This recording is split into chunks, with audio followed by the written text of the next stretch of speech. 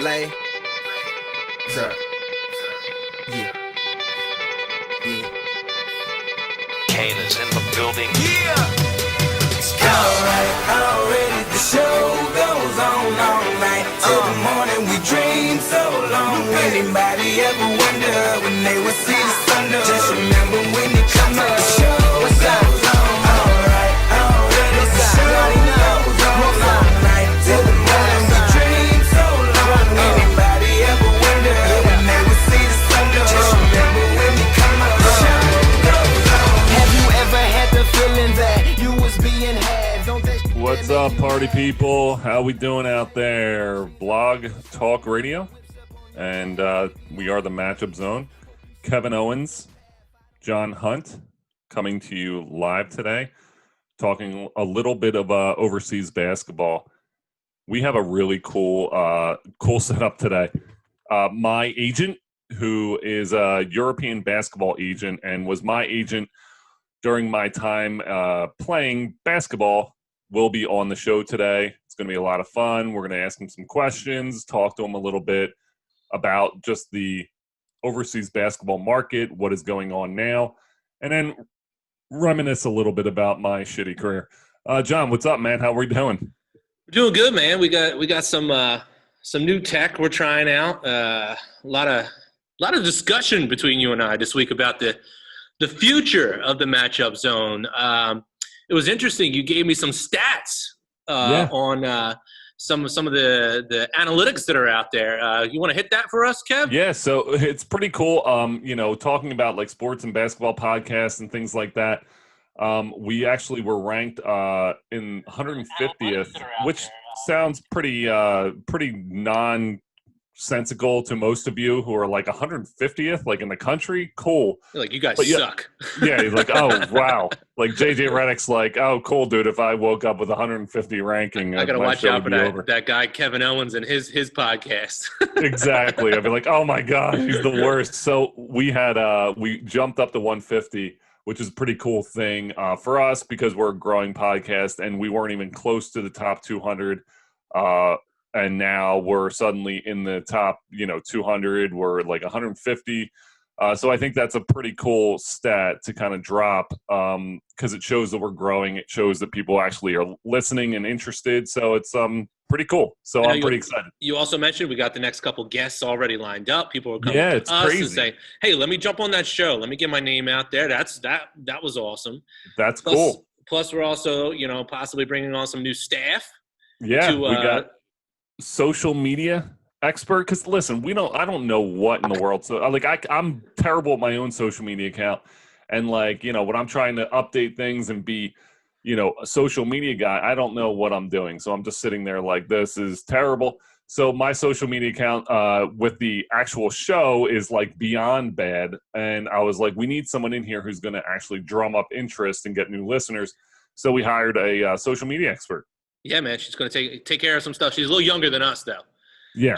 She's going to have to school us a little bit on what we need to be doing in that. And by hire, I mean come on and work for free. Because I like it. Well, listen, man, yeah, sometimes that's where you start. That's where you make the name. The word hire is thrown around pretty loosely there. Plus you and I are talking about possibly getting back out on live locations. Yeah, that'll be fun. Kind of getting, some go to a brewery. Something like that. I keep the one that keeps coming to mind, man, is Flying Fish. I don't know if anyone out there's ever been to Flying Fish in Summerdale. It's kind of in an industrial park. They got a big lawn, and every time I drive by there, and there's people out there, and it can be socially distanced. No one has to feel weird about it. We're talking about projecting, so everyone can actually see who we actually have on. So I think we got some big business plans this week, Kev. We'll be rocking and rolling. And the cool thing, by the way, when we talk about Summerdale, we mean New Jersey. We have a really large, apparently international audience following us. So they're like, "What's Summerdale? Summerdale, New Somersault? Jersey. What? You somersault? No, Summerdale, New Jersey, which is in America. We have that coming up. So that should be fun. But I'm super pumped to hear. I know you've talked to me in the past about your agent, Michael Siegel, And this is kind of something we've talked about for a while, about bringing an agent on, because we always talk about some of the other people who've been on the show and what they're dealing with their contracts and all that stuff, and how it's different, so much different than the NBA. Yeah. So Michael's ready. Are you ready, Kevin? Let's do it. All right, let's see if we can get Michael in here. Always take some time to jump in here, but here he comes, and let's see, we're connected. There he is. There he is. How you doing, Michael? What's up, Mike? Hey, how are you? Good. How are you?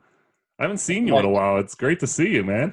Good to see you too. That's a hell of a beard you're working on. It really is. I always think about, like, when I played, I was like, it'd have probably been a lot more intimidating if I had a big beard like this, but puberty came late. So, my beard didn't really develop until I retired. Well, last time I saw you, you did have the beard. It was looking quite healthy, but I imagine the pandemic has just helped it flourish. Oh, it's really taken off right now. The one thing that I have to monitor now, the grays that are sneaking in there. So I'm just trying to, comb those back underneath everything and add a lot of, product to make sure it's not getting too out of hand. Yeah, there's products for that. And if you can't I got them all. Amazon. My Amazon cart is filled with beard supplies. I never thought I'd say that. Well, I'm rocking a bit of scruff today myself. I like it. During the pandemic, I've been shaving on an average of maybe once every 1 to 2 weeks. It looks good though. So you could pull that off. You got the good facial structure to pull that. My beard has to be big to hide my facial structure. Well, thank you. Very flattering.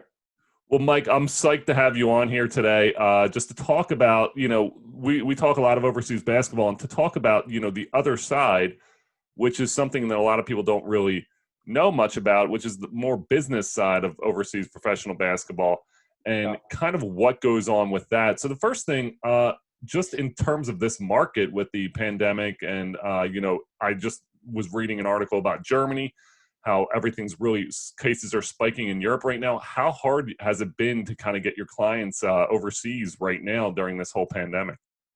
So the objective answer to that is it's been very difficult. The subjective answer is that I've been pleasantly surprised with how many of my clients have been able to place overseas during what seems to be the most challenging signing period ever.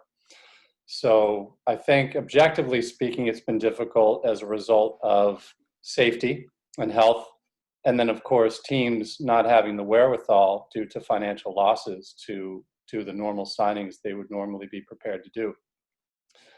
From a subjective standard, I just plowed forward as I always do, obviously with sensitivity toward what everyone was going through, but trying to keep tabs on what FIBA was doing, what individual federations were doing, what individual teams were doing, and just using all of that information to have informed conversations with coaches, managers, and agents abroad to find out where the opportunities were. And that combined with having a handful of guys who are valued over there. And so deals came through, and they're all over there now, experiencing different things. One guy just got out of quarantine in Japan. One guy just started playing in Korea after quarantining for a while. One is in France, who just had his last game canceled due to COVID cases on the opposing team. And one other player just started his preseason cup games in Germany with no reported problems. So it's kind of different everywhere. That's crazy. The quarantine has to be tough. We looked at what the NBA did with the bubble and how successful that was, but that's not happening, in a lot of these places. It's just kind of what the NFL is doing, jumping back into it. So it's crazy to hear that, what do you do? How do you communicate? I know, because here's what I will say, like our relationship, you're like almost like a dad to all of us. Like that's what agents, I feel like, become, especially good agents. Like you become like a father. Like you're kind of like, I know many times I'd be like, Mike, what do I do? Help! Like, please, something bad happened, and you're kind of like reach out to you because you're the guy who's going to be able to fix it. So you become like that father figure. What advice have you given to guys who might have said, listen, I have to quarantine, is my job in jeopardy? How do you handle that stress and panic of your players during this time? You're right. The position in which an agent sits in a player's life is it's very important. Of course, it really comes down to the individuals, right? I mean, some players are very needy, some are very standoffish and independent. Some agents are all about looking at the player as a quick way to make a dollar, and others are all about formulating a very trusting relationship based on advocacy. So obviously I fall into the latter category, or at least that's where I've tried to put myself over the better part of the past 30 years.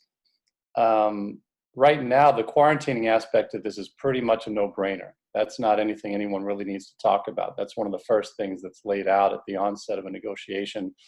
Hey, when you get here, you're going to have to quarantine for 2 weeks. And quite frankly, if that hadn't been protocol for the team, I would have advised players to do that just because of everything we've learned since March. So that's pretty standard. Everybody mentally prepares themselves to do that. And I think the mental preparation really begins with, okay, I have a contract at a time when players are struggling to find contracts. This is great. Okay, I need to get on a plane and fly a great distance. A lot of people in this country are talking about how risky it is to jump on a flight from Philly to Chicago for 2 hours. We're talking about 7 to 10 hour international flights. And then quarantining there, but what happens when you're out of quarantine and you start practicing and playing and getting out into the community? I think that the players I've sent over there feel good about the fact that other countries have done a better job with the pandemic than we have, and that's something I've talked about with my clients. And the clients with families, I've talked with them about how we navigate how to handle the family. Do they stay back here? Do they come over and visit? Do they come over and live?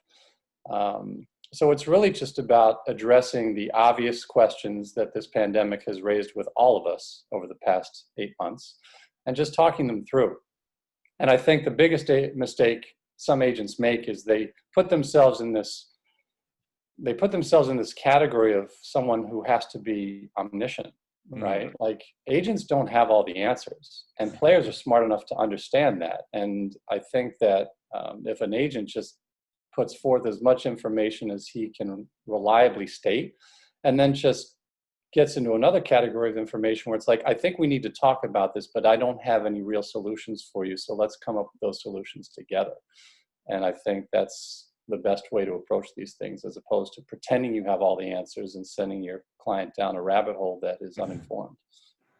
So jumping off of that, I think the one thing agents, I mean, you play many roles. You obviously are a lawyer, you're a business negotiator, you're a contract negotiator, you're a father figure, and you also have to, play this role of, the diplomat when it comes to how to handle some of these teams, because I know, experiences of guys that I've talked to, my own experiences, there's been guys who, haven't always had a good shake in some of these places, but you have to remain diplomatic in terms of, you can't just be like, whatever, dude, like, I'm never sending you another client again. I mean, unless you do that, but how do you keep that diplomatic way about you when some of these teams are kind of like messing with your guys?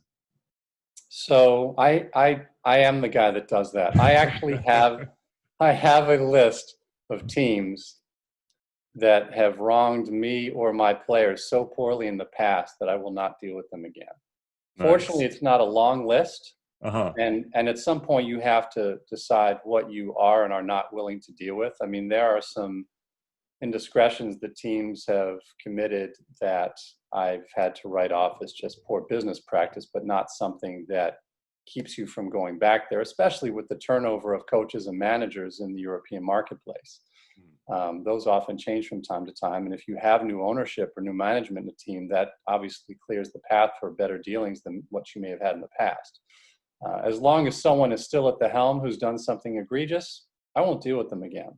I think that the American agent is, and for those listening who don't understand, American players who go overseas are represented by their American agent, who is likely their worldwide exclusive representative.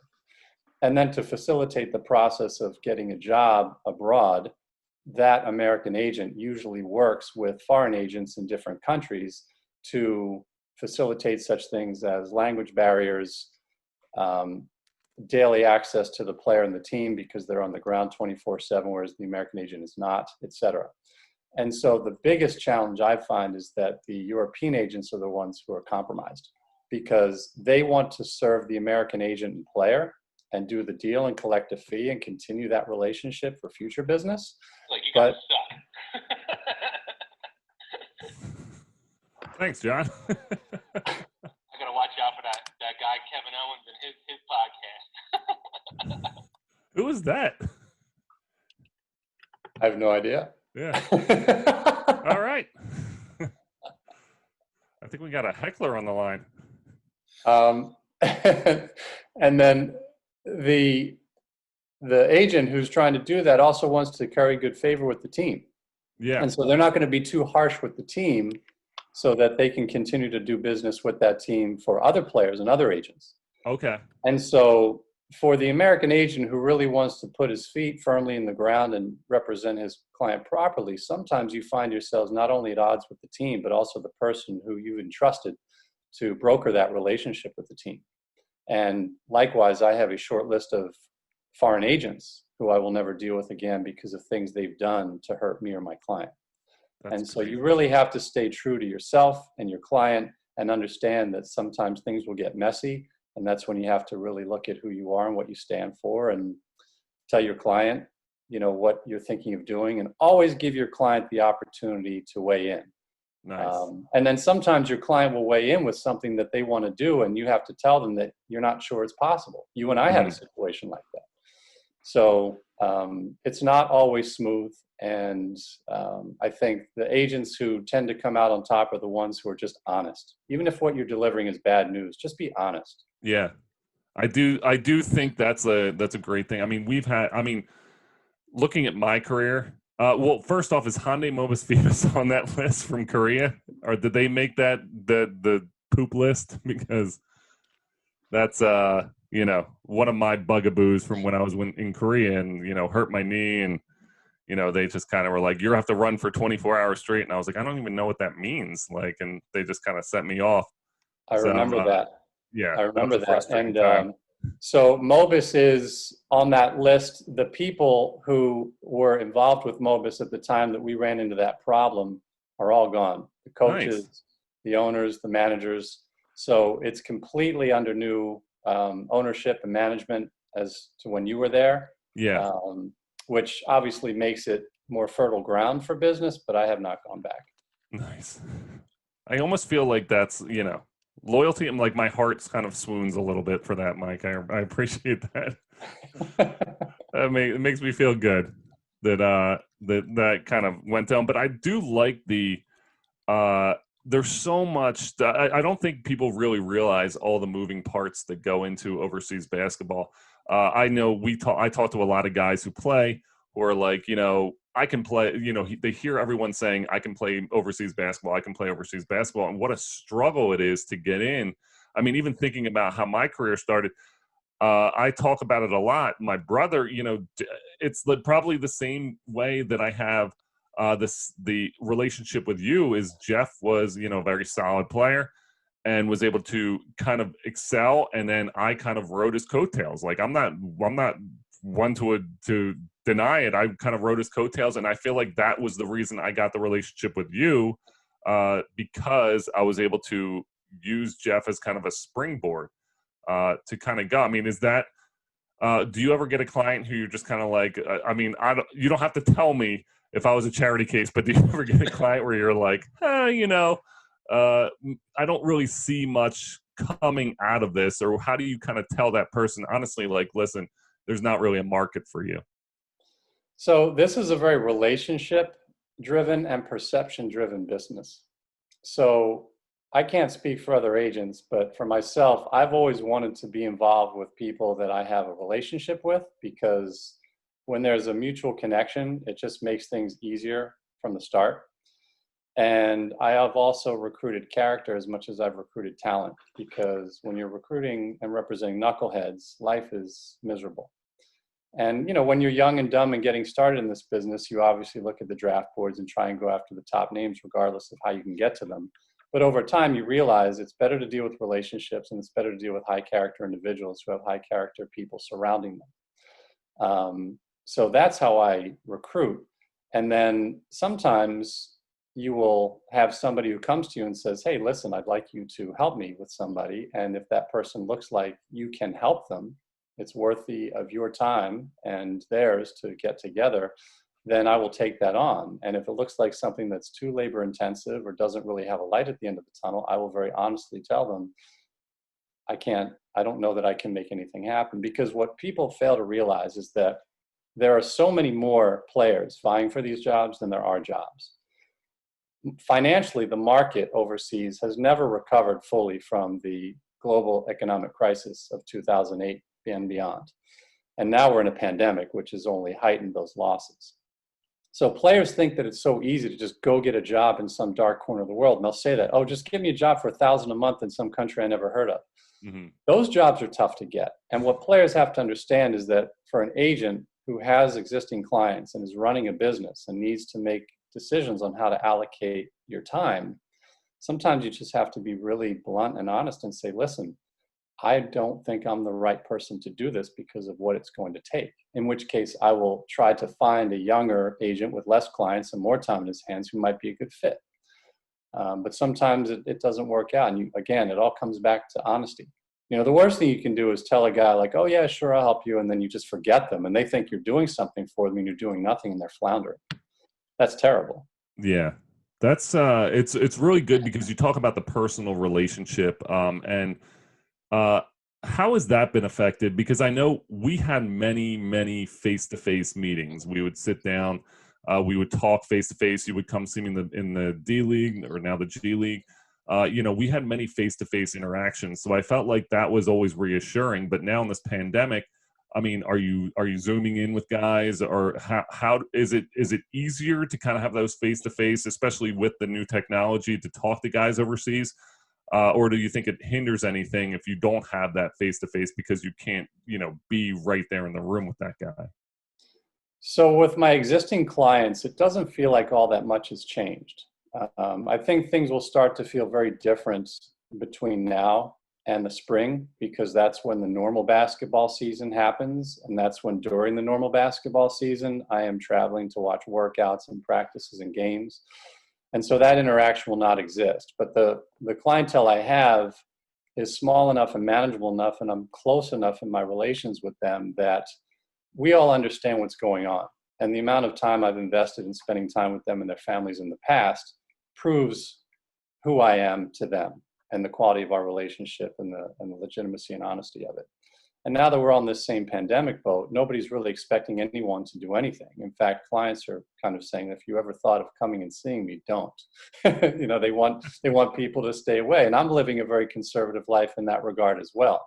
I think the bigger challenge has been with regard to recruiting new clients, because when you're trying to establish trust and familiarity with a player and his family who's in college, you want to get out to his practices and games and just establish that face time and that comfort.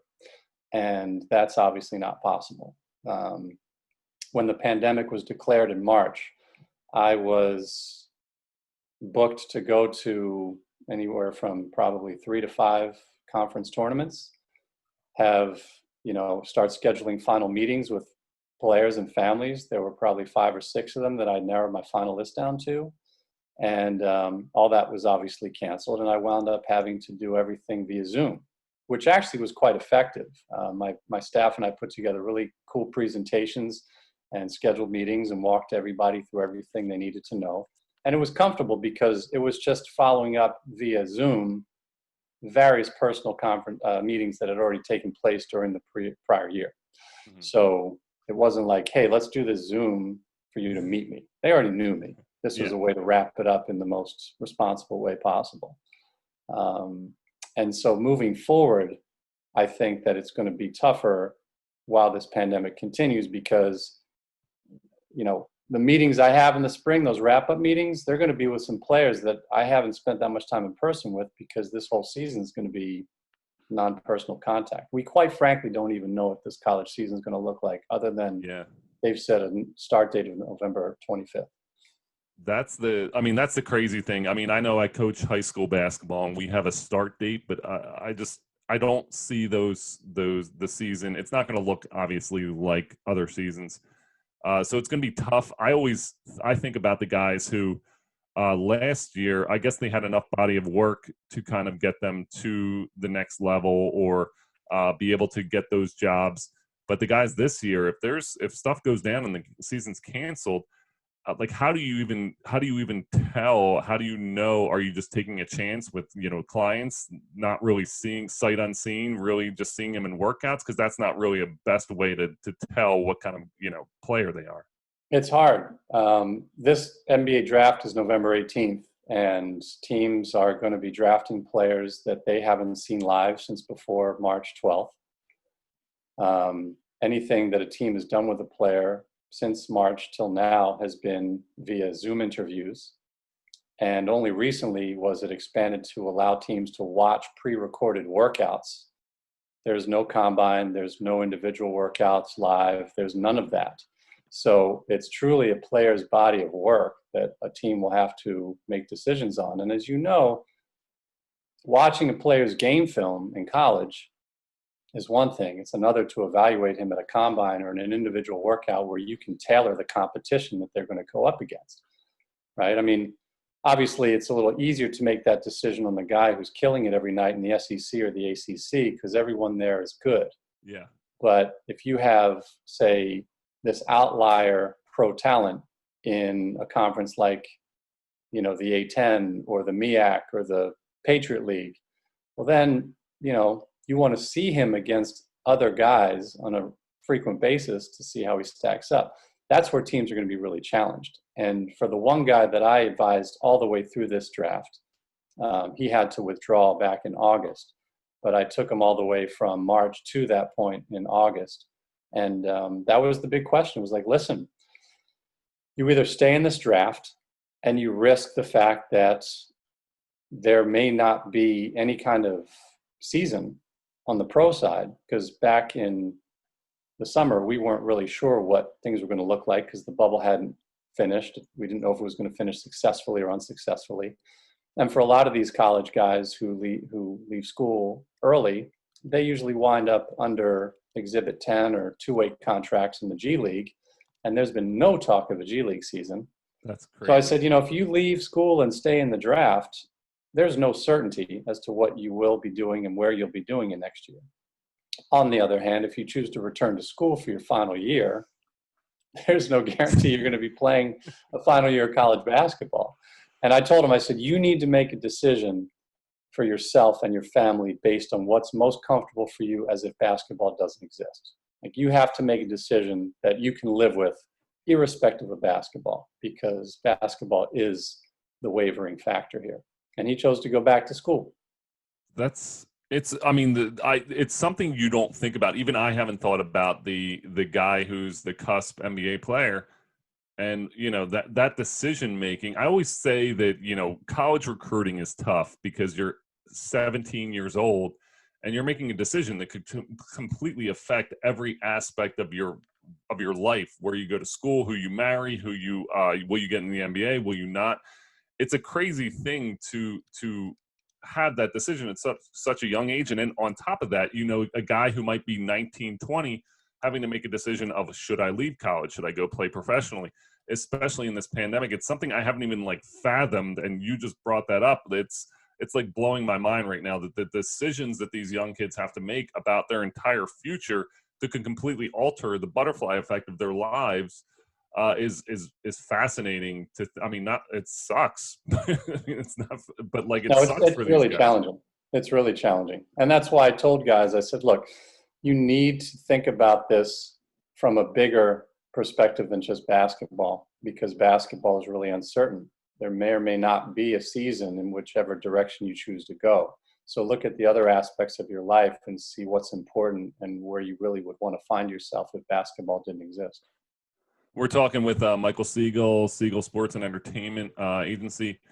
Kind of going over some of the overseas things. Mike, you hit on this earlier, and I just want to, and I'm like very, like we said, the dad relationship. Like I didn't want to like tug on dad's coattails all the time and be like, Dad, hey, like what's going on? Do you have anything? And it's like, so I felt like I wasn't needy, or was I? Like I don't know what the definition of needy is when you're a player. Like was I a needy player? Here we go. No, and I have to give both of us credit for that, because when you meet players and families, you obviously don't know at the onset of that relationship what it's going to look like 1 month, 1 year, 5 years down the road. But in the research that I as an agent do, like I said before, it's really important to understand who you're recruiting and what they're about beyond the court. Because when you have unstable personalities, or people who are stable but have a series of unstable personalities surrounding them, constantly feeding them unstable, irresponsible advice, all it really winds up doing is making it harder for the player and the agent to have a trusting, stable, smooth, and operating relationship.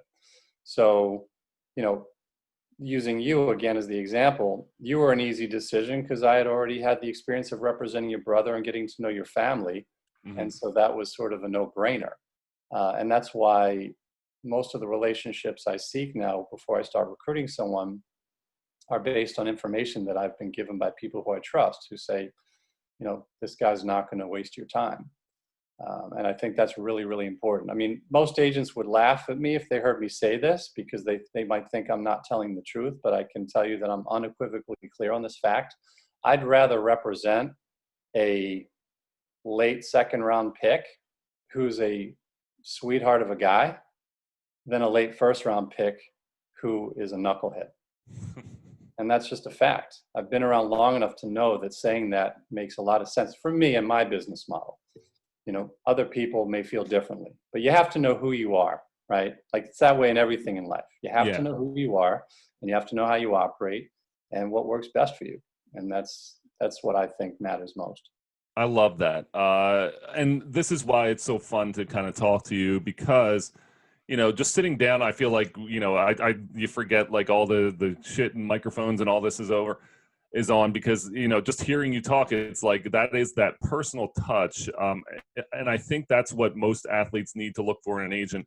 That personal touch that you give was really a stabilizing thing for me during my career to kind of know that you always had my best interest in mind. That if there was a job that was going to be shitty, it was going to be in a bad situation. It was funny because I remember we talked about Syria. And you were like, listen, like it was when I was waiting for a while and you like called me and you were like, listen, I didn't want to bring this up, but just wanted to throw it out there. This team in Syria. And I was like, what? I was like, F it. Like, let's go. Like, all right, let's go. And then it just kind of like, we looked at it, we're like, all right, this is not good. But I just think that was a huge thing because you always had your client's best interest in mind. I think there's agencies that don't have that. Which is why it was so refreshing to have you as an agent to be like, listen, like, I'm going to put you on the path. Like, same thing. Your job is your job. You got to work your ass off and you got to make it. But I'm going to put you out there for jobs that I think you can handle. And that was reassuring and refreshing as a player to have an agent that I knew wasn't like screwing around or being like, oh, I'm putting 3 of my guys up for the same job, and then let's just see what they come back with. I think it was cool that you like actually had my best interest in mind. So that was a really cool thing. And running low on time. I know. Final question. Was I? What's the word I'm looking for? I almost want to say like I didn't suck, but like did I live up to your definition of a good professional basketball player? Yeah, absolutely. Absolutely. My greatest, I think the thing that I feel like we didn't quite succeed on was knowing some of the opportunities that your brother got. I thought you were equally deserving in terms of the NBA. Yeah. I thought you were equally deserving. And whereas he got, I just would have liked to see you get as many sort of, training camp and summer league looks as he got, because I thought you were worthy of that, given your size and your skill and the fact that you were really learning from a great coach in Kent Davison. Yes, I agree. I thought that was, I mean, I wrote about the Sixers workouts and like things like that. But yeah, it's crazy because we always talk about how close you are, but how far away you are. And, you know, those guys who are at the end of an NBA bench are very interchangeable with guys who are, you know, playing in Europe and stuff. And it's just, you know, the might be the timing, might be where you went to school and things like that. So I do appreciate this, you coming on and talking, because this has been, it's been cool just to catch up with you and kind of talk overseas basketball, because there's things that I just learned from you saying today that I had no idea, which I think our listeners are going to be blown away with as well. So this has been awesome, Mike. I really appreciate it. Yeah, thanks for having me on. I'll leave you with a final interesting anecdote that relates to your final point. And this comes straight to me from an NBA executive years ago. You hear a lot of interesting things over the years. And a high-ranking NBA executive once told me in a conversation about the makeup of teams. And this is why the point we just made is relevant, and why anyone listening who's trying to make it should never give up. Once you start getting past like the top half of an NBA bench, you stop paying attention to where they were drafted, where they went to school, and then it could just be anybody, right? Because this person said, if you take every NBA team's roster and put it in a big bag and shake it up and randomly, let me restate that. If you take the second half of every NBA team's roster, right, say like 8 through 15, Yeah. and you put it in a bag and you shake it up and you randomly redistribute those players among teams, nobody's record is going to change that much. That's awesome. And I thought that was just a great example of what we were just talking about, you know. It's crazy. I love that. It is great. And I feel like it's very true. You have your superstars, but then those guys, those role players, you got a guy to fill a role. And that's what KD always told me. You know, don't worry about going out and trying to score 1,000 points like in this game. Just go and rebound every single ball that comes your way and be the top rebounder in the league and do that. And that's what really got me, like, I'm rebounding everything. And that's what I thought was like, okay, I think that's what got me Australia, all these different places, just my ability to rebound. And I was taught that from a great coach and put there by a great man, Michael Siegel. We had some fun. It was good times. It was awesome. Well, I really appreciate everything you've done for me, Mike. I appreciate you coming on, and we'll have to catch up and, shoot the shit soon. Look forward to it. Thank you for having me. Thanks, Mike.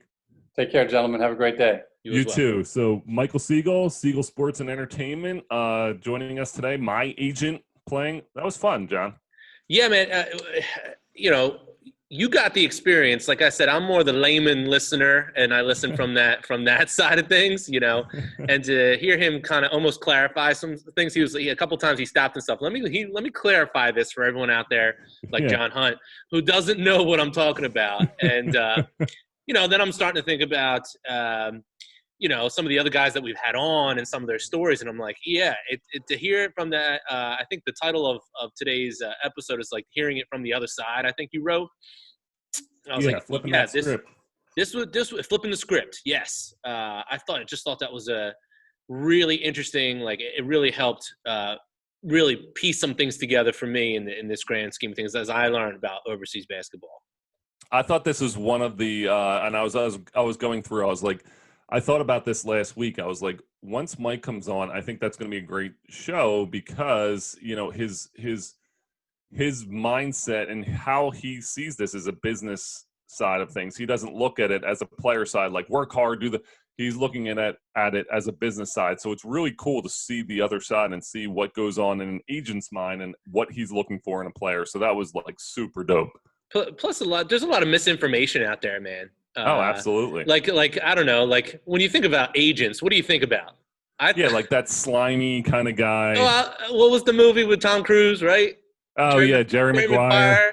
And that was like a heartfelt movie. But yeah, you do think that's slimy. Like, what actually goes on between an agent? And to be honest, like I was really surprised at his demeanor. Like he was like, you know what? If my clients aren't treated with respect, then that team or that organization goes on a list. And I was like, wow, good for you, man. You know, like to make a stand and to only want the best for your guys. I love it. And Mike is the real life Jerry Maguire. I think it's like cool. He thought of that whole mantra that Jerry Maguire said, like more like emotional time and less clients, like less, like more one-on-one. And that was cool. Absolutely. Well, Mr. Owens, can we I know we did a podcast, I don't know what, last week or whatever, but can we get a little bit of a book update?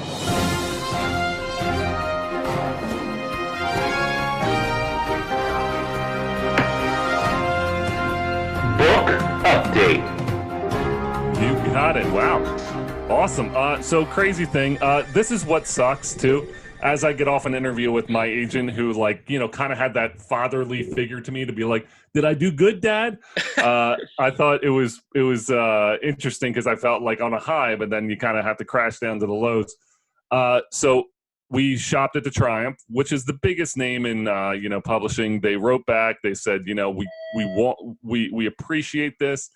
You have something good here. We just won't be able to sell it because just don't have a big enough platform, is what they said. They said, you don't have this big enough audience. You don't have enough people who follow you on social media.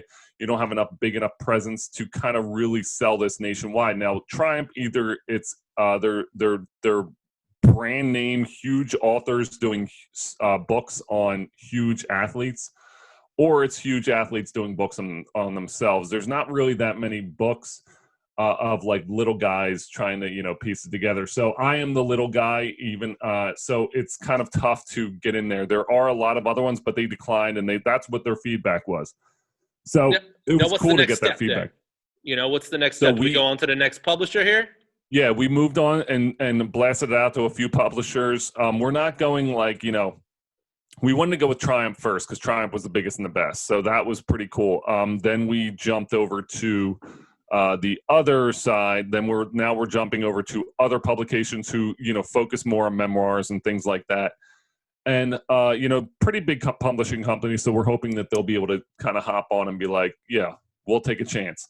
It's tough because I tell, my the guy who's helping me, Don Povia, and Don and I talk, and I was like, it sucks because in order to be famous, I have to get this book out there. And in order to get the book out there, I have to be fucking famous. So I'm like, oh, this is just terrific. Like, it's just a, crazy paradox that I'm living in. But, one down, keep fighting. I think that's the one thing about me. I never was really got too down. The highs weren't too high. The lows weren't too low. So just bounce back. It sucked for probably an hour or so, and then I was like, all right, move on. Let's go. On. The next publisher. Well, I look forward to hearing more about it, brother. We're all hoping for you. If there wasn't another guy who deserved it, that's you, brother. Yeah, I'm hoping so. I'm hoping so, John. Well, listen up, my friends. We have some big plans as we move through the future. We're gonna keep the podcast going.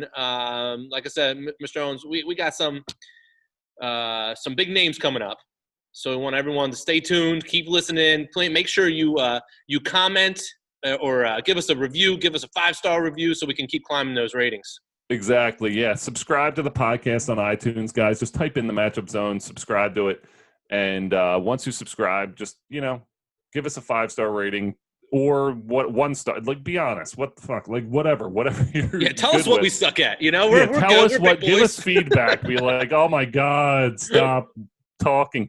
So these, whatever you think. So hop on, give us some reviews. Twitter, MU Zone Podcast, Instagram, Matchup Zone, Facebook, The Matchup Zone. So hop on all these platforms. Check out our YouTube channel, The Matchup Zone. And, try to get on there and give us support. We did talk about merchandise as well. We're going to come up with some hats. Ooh, I like that. Send out some hats. Send some out to, some fans and things like that. I talked to Adam Ballinger about, getting some shirt deals and things like that for you guys. So we're going to get some merchandise out there. We're going to get going. If you love the podcast, hit us up on those social media accounts.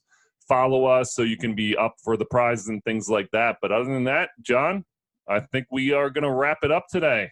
We are good to go. So a big thank you to DJ John Hunt for hopping on. And producing and doing a terrific job as always. Big thanks to Michael Siegel, Siegel Sports Entertainment Agency. And yeah, we thank you guys for listening and tuning in every week. We can't wait, and we'll talk to you guys soon. Peace out.